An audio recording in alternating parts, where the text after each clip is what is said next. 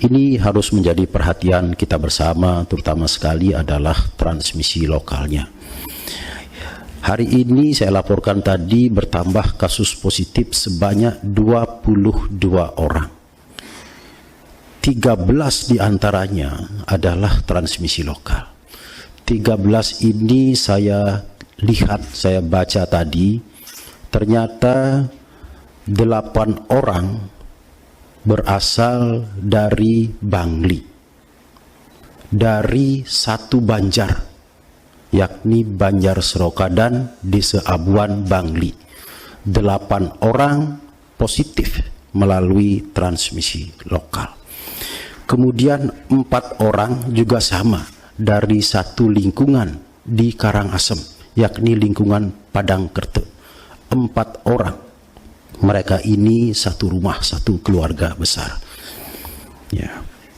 Penyebab utamanya adalah mereka mendapatkan transmisi lokal karena kontak dengan yang positif terlebih dahulu, yakni pekerja migran yang pulang dan melakukan karantina mandiri di rumah. Inilah yang menginfeksi satu keluarga itu, satu Banjar itu. Karena jumlahnya sangat besar, ya, untuk di Bangli itu Banjar Seroka dan Desa Abuan, Kabupaten Bangli 8 orang, satu Banjar. Maka dari itu tadi saya sudah menelpon langsung Bupati Bangli, menanyakan hal ihwal, kenapa sampai terjadi dalam jumlah yang besar ini transmisi lokal di satu Banjar. Saya mendapatkan informasi langsung dari Bupati Bangli bahwa awalnya adalah satu PMI yang positif melakukan karantina mandiri di rumah karena dia tanpa gejala, ya, tidak ada indikasi terinfeksi COVID, maka dia berinteraksi biasa dengan keluarganya. Kemudian satu Banjar itu, ya, di Banjar Serokadan itu 8 orang terinfeksi.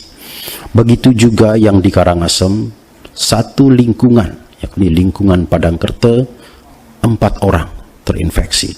Saya juga langsung menanyakan hal tersebut kepada Wakil Bupati Karangasem untuk minta penjelasan mengapa kasus itu terjadi demikian.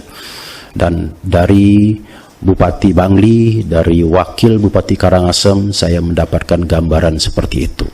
Dan oleh karena itu tadi langsung saya meminta kepada Bupati Bangli dan juga Wakil Bupati Karangasem untuk menjaga dengan baik supaya tidak ada lagi transmisi lokal di Banjar itu, di lingkungan itu, di keluarga itu. Saya mohon pada Bapak Bupati dan juga Wakil Bupati untuk menjaga dengan baik, karena ini adalah kasus yang cukup besar hari ini, paling besar atau paling banyak jumlahnya dari laporan-laporan saya beberapa hari yang lalu. Dari kedua peristiwa ini yang terjadi di Bangli dan juga di Karangasem, maka kita dapat mengambil kesimpulan bahwa arahan-arahan yang telah diberikan oleh pemerintah Provinsi Bali, yang telah diberikan oleh gugus tugas Provinsi Bali, yang telah diberikan oleh para bupati dan wali kota, pada tingkat implementasinya di lapangan belum dilaksanakan dengan penuh disiplin. Kalau saja semua warga masyarakat kita, para migran atau pekerja migran Indonesia yang baru pulang dari luar negeri mengikuti arahan pemerintah dengan baik untuk melakukan karantina mandiri di rumah dengan menjaga jarak, dengan rajin mencuci tangan, tidak mengadakan kontak dekat dengan orang lain, maka kasus ini pasti tidak akan terjadi. Jika kasus ini terjadi, berarti ada ketidakdisiplinan di situ, ada ketidaktaatan kepada arahan pemerintah, ketidaktaatan kepada protokol pencegahan penyebaran COVID. Mudah-mudahan peristiwa ini bisa menginspirasi kita semua tentang pentingnya disiplin melaksanakan protokol pencegahan penyebaran COVID, terutama sekali kepada sahabat-sahabat saya, para pekerja migran Indonesia yang berasal dari Bali, semuanya agar disiplin. Karena satu tidak disiplin, bayangkan dengan 2 orang saja tidak disiplin, maka sudah menghasilkan 8 tambah 4, 12 transmisi lokal hanya karena 2 orang yang tidak disiplin. Bayangkan jika sebagian dari PMI ini tidak disiplin, maka berapa akan terjadi kasus transmisi lokal.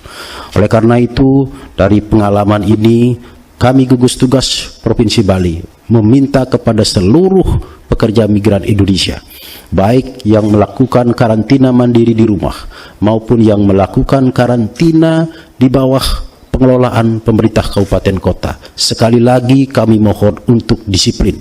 Disiplin dalam menjaga jarak, disiplin di dalam membatasi interaksi dengan orang lain, disiplin mencuci tangan, disiplin menggunakan masker, dan juga benar-benar mengisolasi diri dari orang lain sampai benar-benar tuntas melalui 2 kali rapid test dinyatakan negatif.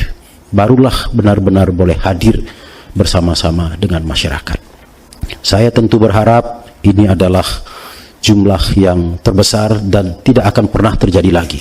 Kuncinya adalah kedisiplinan kita semua. Sekali di antara kita meremehkan penyebaran COVID-19 ini, maka hal ini akan terulang lagi. Karena itu sekali lagi saya berharap mari kita semuanya disiplin.